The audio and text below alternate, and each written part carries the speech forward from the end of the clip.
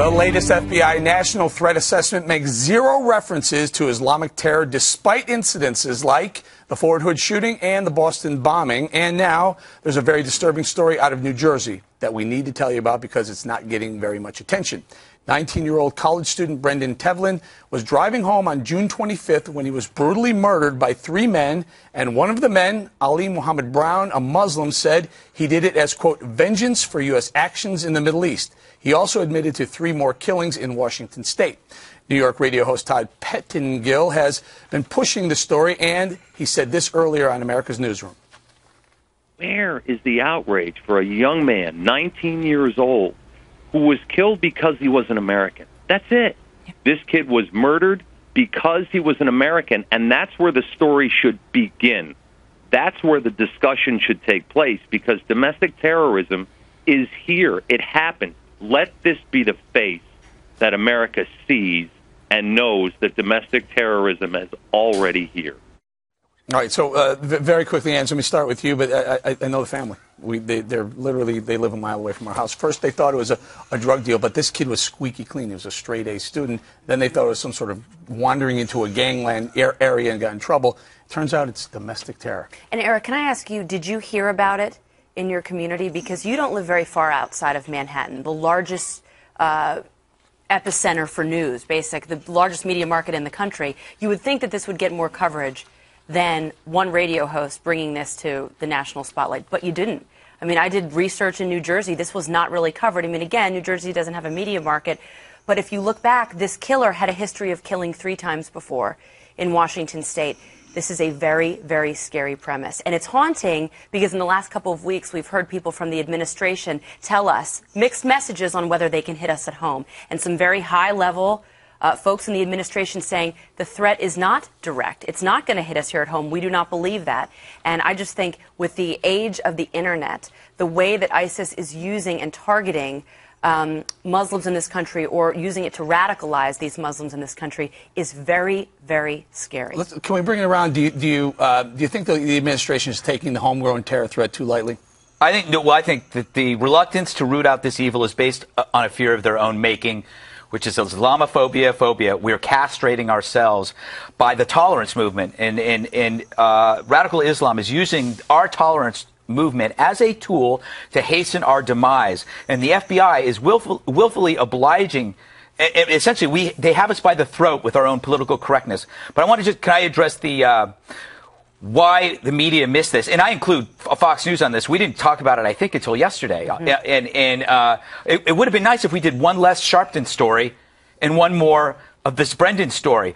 So if this is the most important thing I'm going to say today, because I've been thinking about this. Why do we focus on issues like race, Ray Rice, Trayvon Ferguson, while we ignore the radical Islamic threat? It's because those other issues speak to a greater evil in which the media can indict all of us on. The media has been trained through their education to degrade America as flawed. So if you are at war with radical Islam, then you cannot be at war with yourself. And that's why the media shies away from this, because it doesn't follow their assumptions and their agenda, which is to paint America as internally racist and wrong. You know what, real quick, Greg, what's been sickening to me, though, is since Ferguson, people who do speak out against radical Islam, the media would quicker target somebody like me or somebody on the news network for talking about radical Islam than the terrorists themselves. Yeah. So they're using this to go after people for speaking the truth about jihad. So, Dan, let me bring in here. For up until today, the Obama administration has refused to say war, use the word war when talking about ISIS and radical Islam. Today, it seemed to move a little bit. Josh Earnest said, yeah, okay, so he started using the term. DOD said it as well. Okay, they're telling me we're going to get to it a lot more later. What Greg is pointing out, though, why the reluctance? Why has this not been a bigger story here? Well, I think you mentioned the FBI threat assessment that just came out a couple of weeks ago. The FBI for a long time has been more worried about right-wing groups and extremism from right-wing groups and possible threats.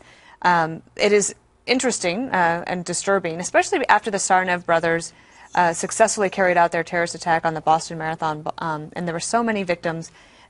That story, we've sort of forgotten about that. The Hassan shooting at Fort Hood, workplace violence, sort of forgot about that. But if you start adding all of these things up, I really credit this radio show host for bringing it back to all of our attention, and it is something that we should be very clear-eyed about. All right, Bobby, so you had said at some point that ISIS isn't necessarily a threat to the homeland. Maybe you're saying Islamic terror isn't a threat to the homeland. You disagree when you see a nice 19-year-old straight A student being murdered over Islamic jihad? I'd be a little careful to draw that conclusion. I mean, that conclusion has been drawn by a radio talk show host, but there were 2 other people involved in that murder, and neither one of them... No, he admitted to it. Well, Muhammad Brown said he said a life for a life. And he also killed 2 gay men, which I think he's charged with a hate crime for that as well. Yeah, I think more than he falls more into the hate crime area. But I fail to see why people. What you suggest that the media would shy away from this. If we knew that this was a guy who was, in fact, a planted Islamic terrorist who was out there to kill Americans, I think what you got here is a situation where there was something else involved, or the FBI or somebody else would have said something about it. Wait, you say that I don't get. What did you say? What I'm saying is that you had 3 people in the car, right, who killed this guy. Right, yeah. This guy. This was the main murder. Right. The other 2 guys did not claim they had anything to do with Islamic terrorism. This guy used that excuse, and then he had killed gay guys before. This guy sounds to me more like a hate crime perpetrator than he does a home-planted Islamic terrorist. I actually think that it's growing, right? So that's the problem. That's the threat. That is the fact that you had that young woman from Colorado who was signing up for the idea to go to Syria to fight with ISIS. I mean, it's that desire, as Greg would say, to be cool, which is like not cool, and it drags you into evil. And it is possible that the other 2 weren't quite radical Islamists yet. Why can't it be both? Wait. I don't understand. I mean, why can't radical Islam is hate? Right. It is hate. How is this a hate crime? How would you classify this as he's a radical Islamist? He's killing an innocent victim for the sake of jihad.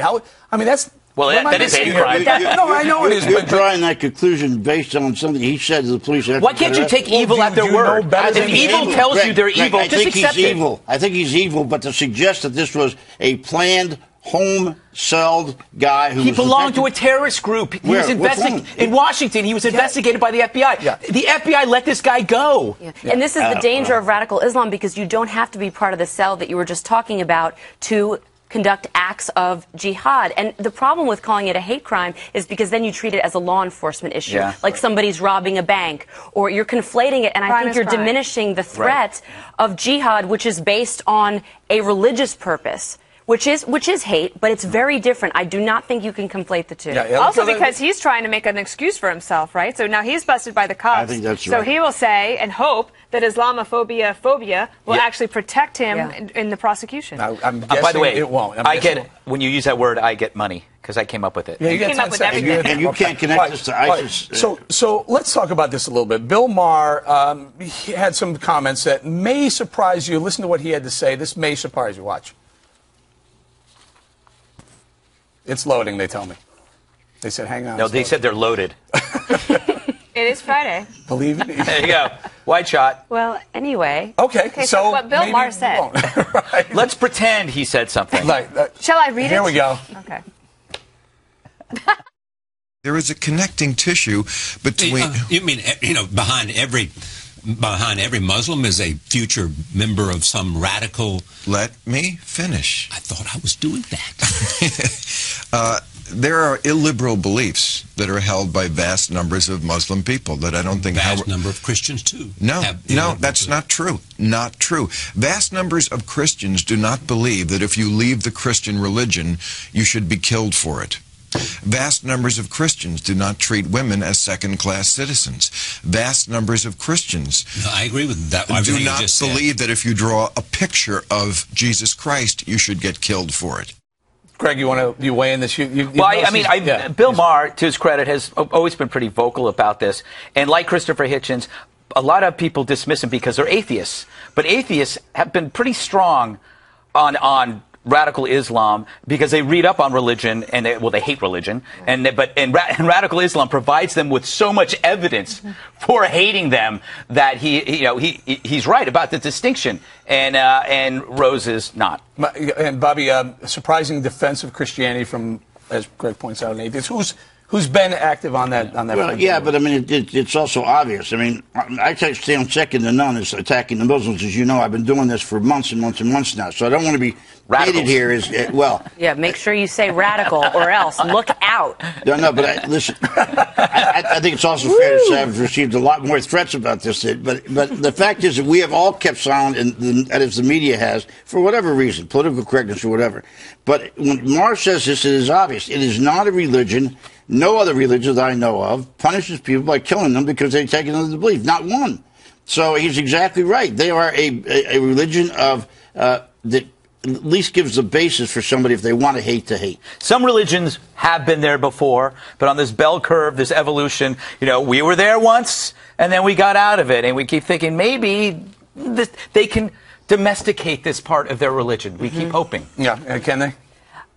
I don't think so. I think this has been going on a little too long. I do think it's interesting. Bill Maher has been very outspoken about Islam on multiple fronts at multiple times. With Ayaan Hirsi Ali, the Boko Haram kidnappings back in the spring, it was Bill Maher who came out and said Islam is the problem. He said all religions, because he is an atheist and he thinks most religions are flawed, are a problem. He said, but especially this one. And he went on to outline the problems with Islam. It's a very different message than we see coming from the administration, which you hear there's a shared history of tolerance between Islam and Christianity, trying to compare the two. What Maher says is right on target. What's upsetting is we spent, as Greg said, how many weeks talking about Ferguson, which was a tragedy, but how many weeks and hours did we obsess on cable news over that thing, and you don't even hear the story about the boy in New Jersey.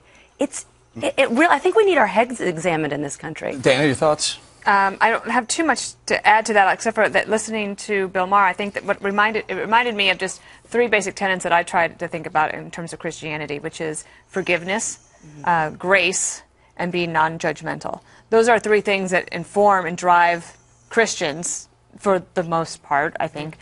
In the Muslim world, I do think there are some places where it is working fairly well. Now, I wouldn't agree with all. I'm not saying that there's not abuses in places like Indonesia or the UAE, but there certainly have been advances in some societies that are actually doing fairly well. One of the huge problems, Eric, is on the economy, which is if you look at like just in terms of countries that file patents, right, for new innovations, exciting new things, you almost get nothing out of the Muslim world, and I think that continued problem of them being behind on the economic front has fueled a lot of the hate and the anger and the hopelessness that then leads to terrorism. Because they're more fueled and turned on by the jihad than they are by inventing things and coming up with new products. Well, can I throw one thought out there very quickly? 1.3 billion Muslims in the world. Let's just say 10% of them are radical, which is probably a very, very low number. That puts 130 million. And then take 10% of that, which is a low number, that would probably kill for the sake of jihad. You're talking 13 million radicals that would kill. I think we got to stop playing around with what we call them, how we call them. When we find them and we see them, we kill them. And you were going to throw in there, Bob? But what I was going to say about the Quran is a book that can be interpreted in many different ways by many different people. There are those radicals who interpret what Muhammad was supposedly supposed to say in a way that is so radical and so far out of the mainstream of how most Muslims think. But nonetheless, the Quran will give them some verification for what they do if you read it the way they read it. Can I, what Dana said about how the tenets of Christianity, you said less judgmental. That could almost be translated to someone who is a Muslim as being less religious. That the whole point of religion is judge. Yeah. And they are. Well, I mean, you could argue like Christians don't judge each other. You leave the judgment up to the Lord. Yeah. So but they are judging you. They are judging you. But I guess the point is, religion at its purest is about judgment, and they look at you as an infidel to your own religion. Yes. Because if you're not judgmental, you are not religious. So in a way, the safer you are is the further you get away from your own discipline. We need to go. Can I just push back a little bit on that? That I would agree that in the Islam religion, in the book, they are by definition judgmental. Because the Bible's judgmental. However, Christianity will tell you there are these not commandments. To judge. Will tell you to forgive, judge, and then forgive. Wow, this has been religion. Pastor Bowling, take us to commercial. I will give you the sign of the cross on the way out. Next.